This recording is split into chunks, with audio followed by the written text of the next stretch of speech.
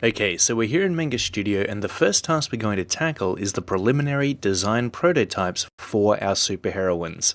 To do this, I'm using the pencil tool set to the darker pencil variant and loosely begin knocking out some very rough mannequin poses for the initial concepts of my characters. Mannequin poses are a fitting term for these figures because we'll literally be dressing them with our heroine designs. You can use any digital drawing application to whip these out, and of course, if you prefer to work traditionally, a good old-fashioned pencil, eraser and paper will work just as well. So don't feel like you're confined to any one medium, these are just tools.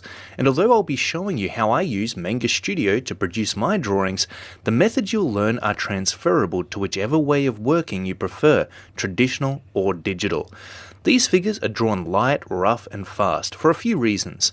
When you work with haste and you keep things loose, it helps click your line of thinking over from a logical headspace to a creative one, because you're not giving yourself an opportunity to overanalyze your approach.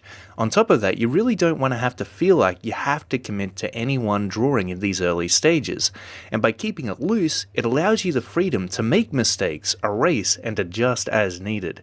Drawing is an organic process after all, where ideas must have room to grow in order to fulfill their best potential, so try not to be too careful and have fun with it. What you will need to focus on with these figures are what I like to call the 3 Ps: pose, proportion, and placement. These principles lay at the core of what makes the structure of any character sound. If nothing else, rough as they may be and absent of any kind of refinement, the figures in front of you are all built with the 3 Ps in mind, and so should yours be. With the base poses now established, I've turned the thumbnail sketches layer to a light blue using the layer color button, which you can find in the layers property panel to the right of the screen, and created a new layer above the thumbnail sketches layer labeled design draft. Starting with the head of our first heroine and working my way down the body of the figure, I'm going to sketch in a design draft over the top of the initial pose. Using layers to stack the drawing process in this way is the equivalent of laying a piece of tracing paper over the top of your drawing and creating a more refined version of it based on the underlying draft. You can see that although the overlaying sketch has more information to hint toward the design of the character, it's still just a sketch. The line work remains extremely rough and unpolished. At this early stage, I have no idea what design direction I'm going to go in for any of these characters, and that can be both a good thing and a bad thing depending on how you like to work.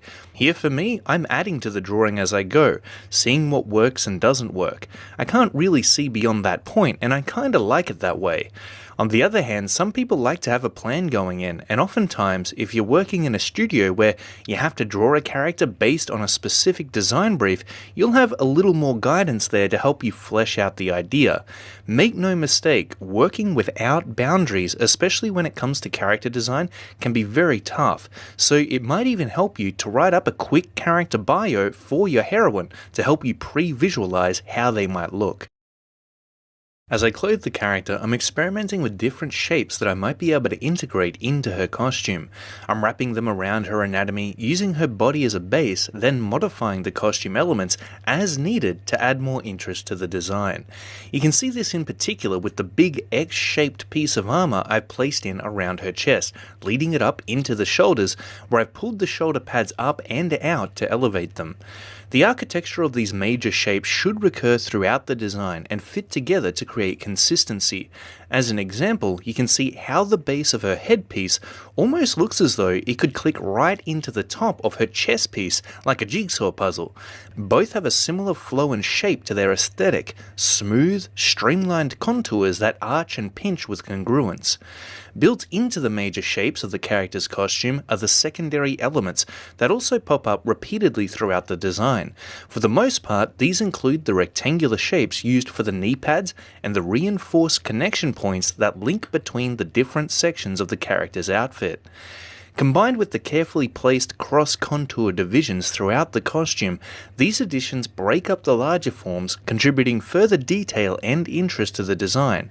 Again, the key to properly developing the concept in this way is repetition, so that we're able to pull it together with recognizable consistency.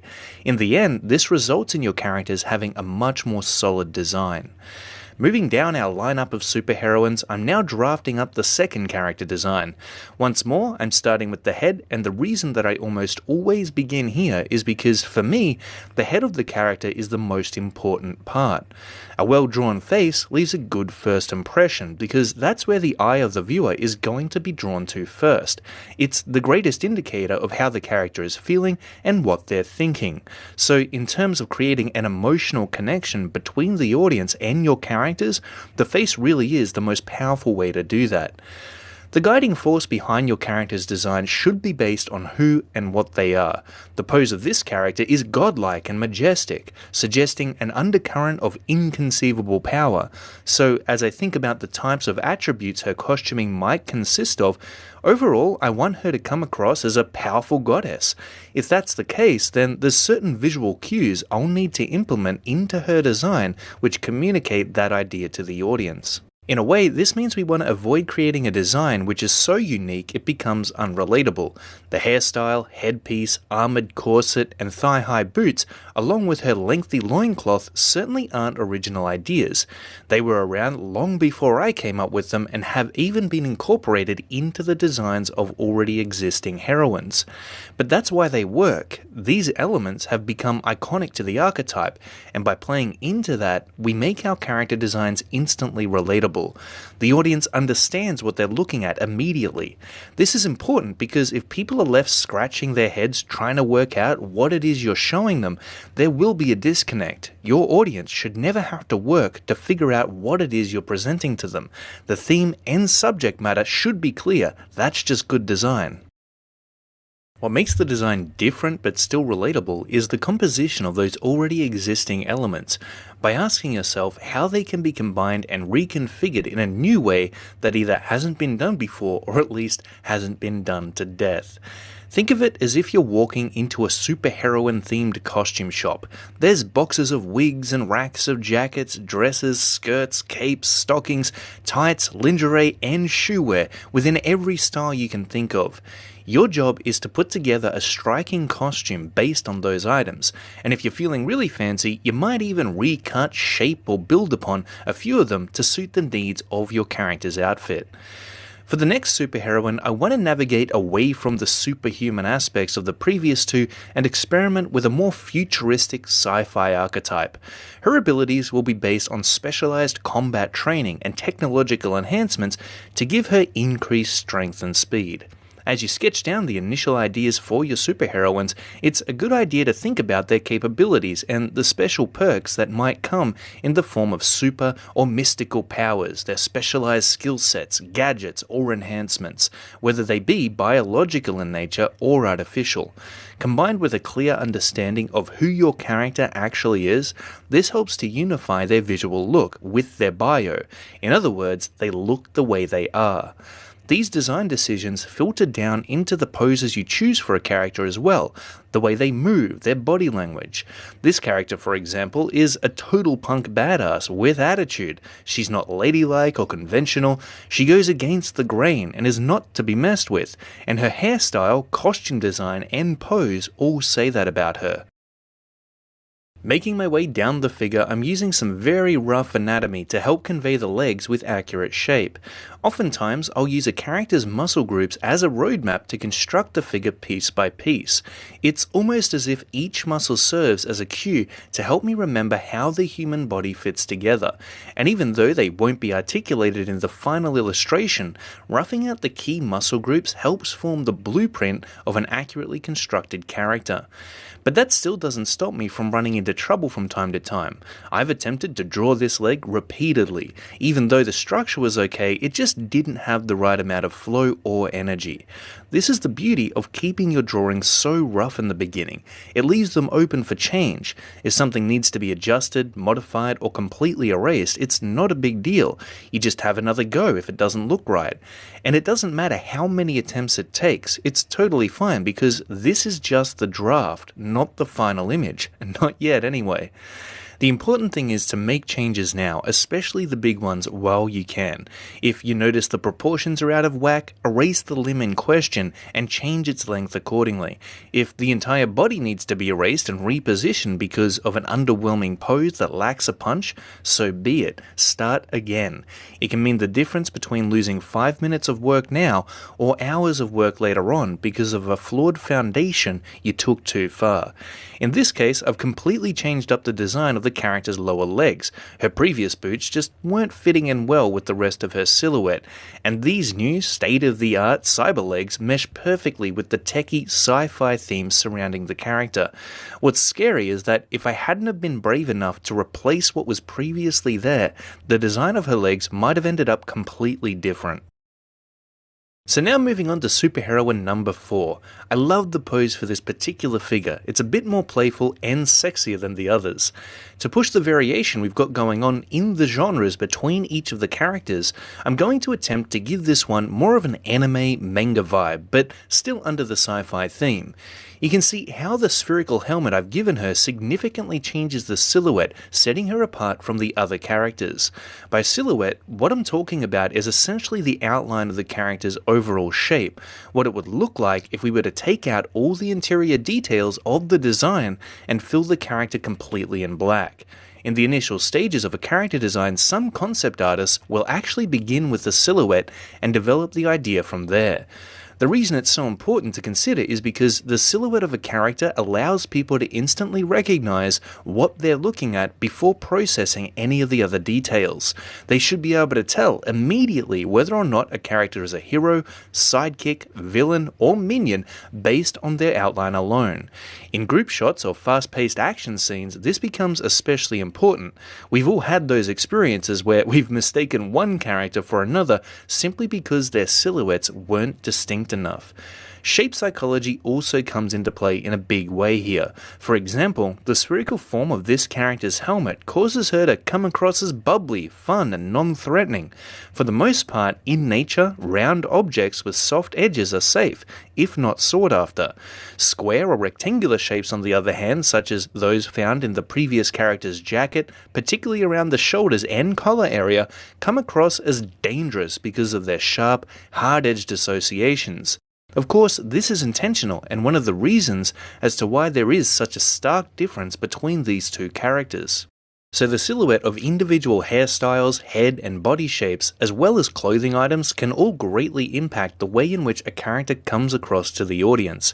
If you think about the most well-known successful characters in comics, animation and movies, what they all have in common is a strong silhouette that looks appealing, unique and memorable. This character is looking fairly unique in comparison to the others, but her design isn't quite as strong for a few reasons. We see recurring shapes and patterns throughout her costume, however, they're not as balanced as they could be, with bare legs and an exposed midsection but an upper body that is completely covered. Her heels would have worked better as boots with a similar design to the gloves, and the cape and skirt really aren't meshing well with the concept overall. Her outfit is also overly complex in general, to the point where she's simply not as easily memorable as our previous heroines. Simplicity is always key when designing characters that stick in the mind of the viewer. Honestly, I'm at a bit of a loss as to what I'm going to come up with for the design of my last superheroine, so I'm really pushing myself to get creative here. That's the entire reason we're going to the trouble of sketching up these preliminary concepts in the first place, because oftentimes your first idea won't be the best idea, and when you really challenge yourself to generate a multitude of choices for your designs, it's surprising what you'll end up with. Since I'm finding it hard to figure out where to take this character, I'm just going to focus on outlining her body in preparation for filling in the interior details. By doing this, I'm hoping to kickstart my creativity. Sometimes that's all you need to do, is to get into it, and what you'll tend to find is that the ideas begin pouring out onto the page. As I get the pencil moving, the trajectories of the loose lines I'm throwing down and the roughly drawn details I'm suggesting begin to form an organic, alien-like costume that hugs tightly against the body of the character. Rather than implementing already existing clothing items such as jackets and skirts, I'm looking for interesting patterns that I'm able to lay in around her anatomy. I'm approaching this in the same way I would any other type of armor, following the contours of the muscle groups and using them as a basis to build out the rest of the design. Her costume might not be an exact cut to her muscle structure, but by using it as a guide, I'm able to ensure that her outfit allows for maximum maneuverability while at the same time improving the visual clarity of its design. The organic armor I've used to form her costume is wrapping so tightly around the character's body that she's basically wearing it as a second skin. So as I articulate the specifics of its design, I'm doing the best I can to suggest the forms of her underlying anatomy. Like proportions, form is another fundamental drawing principle that, when used correctly, can make your character pop right out of the page with dramatic depth and dimension. In fact, you can think of every detail you place into your character's design as an opportunity to describe them with form, especially cross contours created by boot, glove, and underwear holes, and belts and pouches. These are fantastic when it comes to conveying a foreshortened view of your character because they curve around the surface of each form and show a visual representation of its dimensions as they're affected by perspective. Despite the intricate patterns throughout the character's design, it still feels like she's missing something, so I'm attempting to add more interest by giving her a cape at the back, adding in some effects to indicate the otherworldly powers she might be able to wield, and customizing her mask. All of these elements are very iconic to the superheroine archetype. I'm still keeping it loose, making good use of the eraser tool as I experiment with the organic layering of her costume. As I rework the various aspects of her design though, I'm realizing how little confidence I have in the direction I've taken with it. Now I've zoomed out to get an overall look at how this heroine is coming together from a distance. The detailed patterns of her costume weren't quite reading clearly enough, and by getting a pulled back view of her design, I'm able to better determine the areas that need to be made more distinct. Her outfit is also still being customized to make it appear more unique and interesting. But as with the previous heroine concept, I've had a tough time creating a character here that stands out in a memorable way. For the most part, these superheroines are looking pretty good, but I do still see some minor improvements that could be made. So I'm going to go back through the lineup of characters here and make a few final tweaks. The adjustments required become obvious with a zoomed down perspective and a little time away from each character. The hardest part is getting anything down onto the page at all, but once you've got something there to review, it's much easier to modify and add to it. After the last minute changes are made to our preliminary heroine designs, it's time to fill them in with a wash of flat grayscale tone. To do that, I've created a new layer below the design draft layers named Silhouette Segments. Since this layer is placed at the bottom of the layer stack, each section of the character can be filled in underneath the penciled roughs without painting over them. Starting with the first superheroine design, I'm coloring in each component of the character with varying tones of grey using the G-Pen tool. It's a hard-edged, completely opaque brush, which is exactly what we want. I'm not too concerned with staying perfectly inside the lines here. As with the sketch, I want to keep this rough and quick. These aren't the polished concepts, they're merely a means to get our initial ideas onto the page so that we can explore our options and decide which ones we want to take further. By filling in the characters with grayscale tones, I'm able to visually separate their design into individual pieces. Even though I haven't decided on a color scheme yet, this allows me to see if the different areas of their design is going to contrast well, and whether or not the tonal values are properly balanced. So I'm looking at the light and dark regions throughout their costumes and asking myself if the space dedicated to each works aesthetically. It's not about segmenting the character into equal parts light and dark, but rather gauging the contrast created by the amount of space covered with each value. Usually, you'll want to stick with either a majority light or a majority dark, having smaller areas of contrasting tones strategically placed throughout the design. This helps to break up the concept and allows the viewer to visually process the character in manageable chunks. As a result, the character is easier to interpret, understand, and remember. But by far the most important reason for this step is that it clearly shows us not only the silhouette of the character in its entirety, but also the individual elements that make up their design. Each of the areas are grouped based on my intended color scheme, so the skin, hair, and costume for each character will be filled in with separate values. Typically, a superheroine's outfit will be split up into 2 or 3 tones, and the brightness and contrast of each should be balanced to ensure the design reads clearly. If it's not, that may mean you have to go back and reconsider the design of the costume a little bit, which is really the purpose of this step, to establish the character's values now and find out whether or not they contrast well. What you want to pay particular attention to is the shape of each component inside the character's design. Does the shape of their hairstyle come across in the right way? Does the outside contours of their mask, cape, armor, boots, belts, or jacket describe their shape accurately? And most importantly, do these assets click together in harmony? Achieving a great-looking design is like solving a jigsaw puzzle. Each piece needs to fit together in just the right order to reach the final vision. As we fill in the tonal values, try to visualize the character in motion, considering how the costuming would conform to their body and what that would look like. When drawing heroic comic book characters, there's very few instances where they're going to be idly standing around. The functionality of motion should play into the final design, and these tonal values are the greatest indicator of how well your character is going to read in action from panel to panel. So now we're up to filling in the values for the final character. As you can see, each heroine is much easier to read visually thanks to the grayscale tones, which deliver that extra bit of clarity to the design. We're now able to better predict the outcome of the final concepts, and that's what these preliminary design drafts are all about. It's the testing ground where anything goes. This initial stage of the design process is all about experimentation. If your line work is clean and you're not pulling your eraser out every few seconds to make an adjustment, you're not being daring enough. Leave the fine-tuned line work and intricate details for later on. These are our superheroine prototypes. They're supposed to be quick and nasty, so remember to loosen up and let your creativity flow out onto the page. Some characters will take you by surprise with how well they end up turning out. Others simply won't hit the mark, and in my case, it seems that the first 3 ideas I came up with were probably my strongest. Sometimes that's just the way it goes. Then of course, there are other times where you might not find your groove until you're 10 to 20 character sketches in.